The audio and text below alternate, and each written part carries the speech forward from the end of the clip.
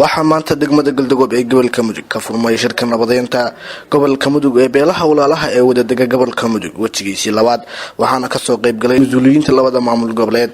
odayaal dhaqameedka labada dhinac iyo uqaasha labada dhinac waxa ugu horeyn shirka inoo furay wasiirka arrimaha gudaha ee dawladda Puntland iyo wasiirka tamarta iyo macdanta ee dawladda Galmudug labada gudoomiye ee gobolka Mudug dhanka Galmudug iyo Puntland aad iyo aad baan waxaan ugu mahadcelinaynaa dhammaan intii ka soo shaqaysay munaasabadan halkan aynu maanta isugu nimid magaalada Galdogob ee aynu ku furayno wajigii labaad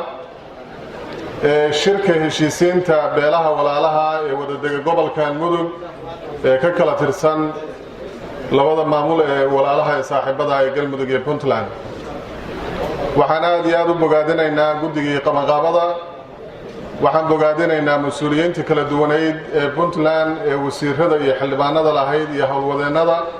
ee shaqooyadaas guddiga hay'adda fududeynayay waxaan kaloo aad iyo aad ugu mahadnaqaynaa walaalaheena reer Galmudug maamul iyo odayaal iyo ismo iyo waxgarad iyo gabdho gogashan ka horeysay ee la dhigay magaalada Bandiiraley ee tan hadda aynu maanta halkan u fadhido gogoldhiga u ahay waxaan kaloo soo dhawaynaynaa dhammaan qodobadii ka soo baxay gogashii koowaad ama fadhigii koowaad waxaan kaloo ilaahay ka baryaynaa sidii halkaanba looga hadlay wejiga labaad oo halkan maanta loo fadhiyo natiijada ka soo baxda ahi inay noqoto mid guud ahaan horseeda dadaalkii nabadeed iyo shaqooyinkii lagaga shaqaynaya arrimaha nabadda gobolka ee muddada dheer soo socday inay horey ugu sii madhaxadii lahayn waxaan rabaa inaan aad iyo aad u bogaadino anoo ka wakiila dawladda Galmudug iyo madaxweyne Axmed Cabdi Kaariye dadaalkii labadan beelood oo ku bixiyeen iyo waqtiga badnaa ay geliyeen in isku soo dhawaansho iyo xasilooni ay ka dhalato gobolkan oo sida dhammaan dadkii ugu horeeyay ay sheegeen ahaa gobol looga bartay colaado iyo isku dhacyo marka labaad sida ku qoran tabeelaha gadaasheeda waxa ku qoran nabad waa lagu soo hirtaa colaadna waa laga hajiraa waxa ku cadeynaysaa isku imaatinkan maanta ma soo gali lahayn haddii aan laga wada hadli lahayn wax nabad ku saabsan iyo xasilooni iyo soo dhaweynta shariicada ku balaarneed ee sameeyeen reer Galdogob nabadda tan waxaa la rabaa in ay socoto oo Mudug oo dhan gaarto oo Soomaaliya oo dhan gaarto waxaa la rabaa in dadku sida ay u qalbi wanaagsan yihiin oo Soomaalidu maanta waa daash meel ay joogtaba waa daalinta geeduhu markuu dadka reer guuraaga ay guuraan markay daalaan caruurta iyo haweenku daalaan bay degaan dadka Soomaaliyeed maanta waa daalay dhibaato waa ka soo daalay muddo dheer ku jira 50 sano ka badan aniga maanta waxay tahay laba farxadood shakhsiyan waayo mid waa farxadda nabadeed midna 40 sano niman arag oo aniga dhashay deegaankan hotelkan aan ku noolnahay wiil adeer oo baskale weligeena ma arag aniga farxad gooni ay tahay waalidiintoodii waan isnaqaanay laakiin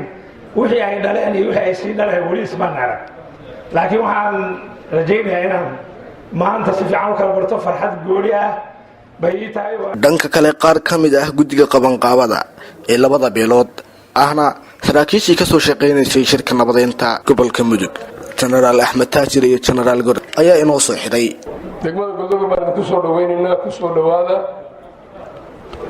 waxa inoo bilaabanaya wajigii labaad shirka sida la idin sheegay kaasoo aan ilaahay ka rajaynayno inuu noogu dhammaado guul waxaan u mahadcelinaynaa guddiyadii kala duwanaa oo nagala shaqeeyey soo dhaweynta iyo qabanqaabada waxaan sidoo kale u mahadcelinaynaa ergadii nooga timid Galmudug ergada ka timid gobolka Mudug gaar ahaan Bandiiraley iyo Nawaaxigeeda ergadii loogu talagalay ama ay beesha tarada filayeen ma ahan waa soo guureen Galdogob bayna yimaadeen waxaa dhacday hadda ka hor waxay maqasheen 2016 farmaajo ii geeya hadda Galdogob ii geeya dhacday galdago geey axlaxmi halkudhiga shirkan ayaa ahaa nabad waa lagu hirtaa colaad waa laga haajiraa. cabdiqani fuaad fiqi, cabdiqani xalliye, TV-ga caalamiga SBC degmada Galdogob.